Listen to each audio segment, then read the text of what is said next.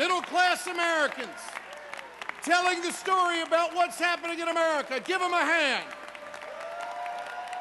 They're your sisters and brothers.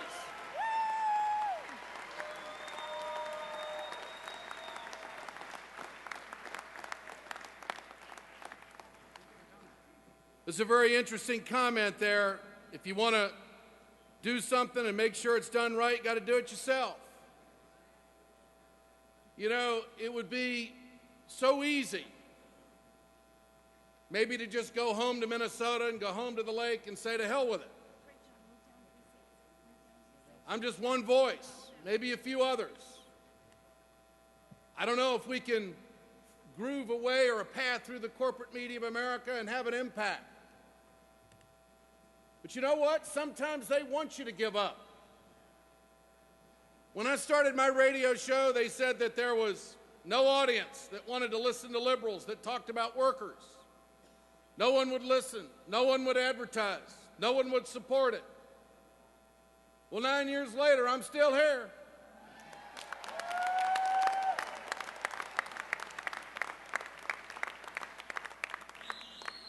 And what I say on my show is the truth.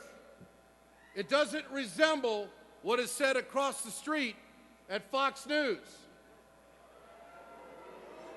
To this day, I don't know why there are some members in the media who actually are against people making a living wage. I don't understand that.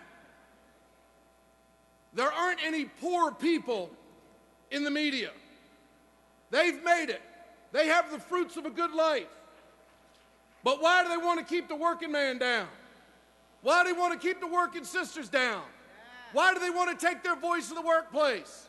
Nothing good comes from any of that. These are the same people that cry on right-wing radio in America that we're trying to take their voices. Hell, they're trying to take your voices through legislation.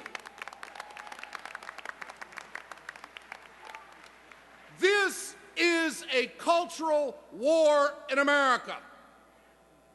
This is a push to the bottom from the top. Mitt Romney, he thinks the wealthiest Americans pay too much.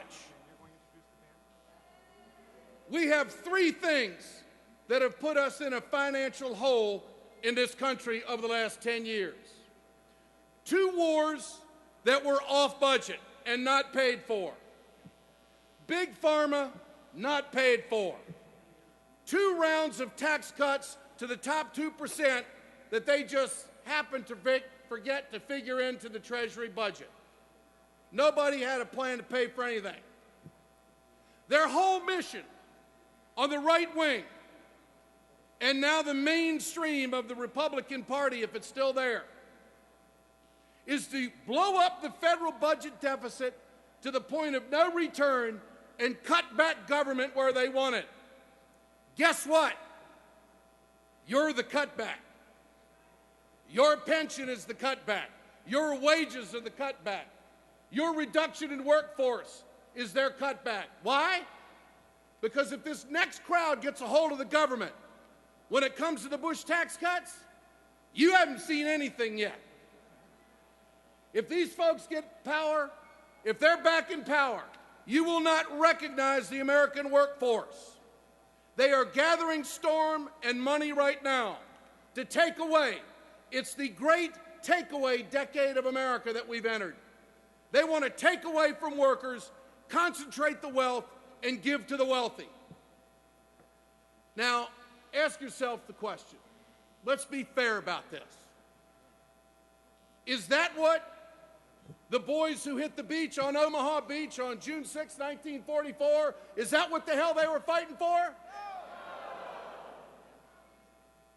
Is that what American workers want for their kids? Is that what made this great country? No, I'll tell you what made this great country.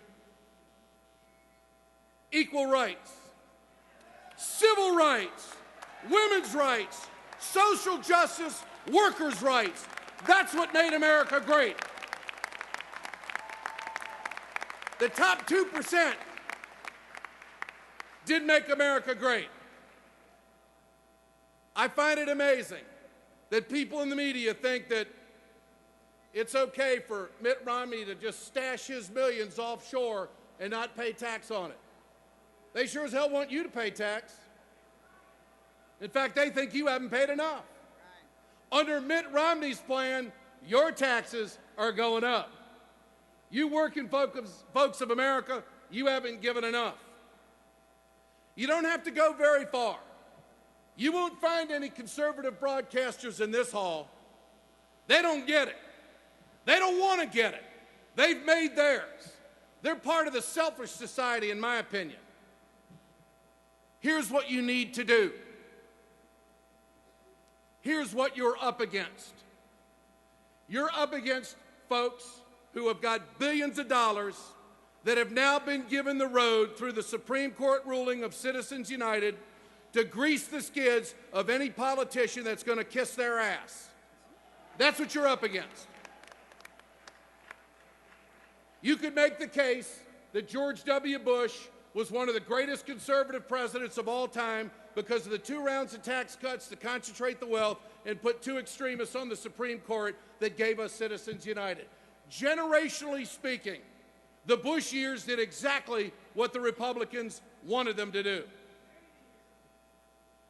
And so now as we move forward, here's what you need to do. You need to touch your brother and your sister sitting next to you.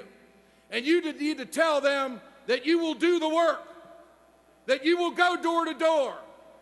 I think that text messaging is great. I think that social networking is great. But it comes down to the boots on the ground. It comes down to the hearts and the soul of the American people. It comes down to you doing the work. We've seen the map. Working people are fighting battles all across this nation. And there's nowhere to run, there's nowhere to hide. There's good news out there. You're the good news. I know you won't run, I know you won't hide, and we will fight. God bless you. Keep it up for America. Thank you for having me here.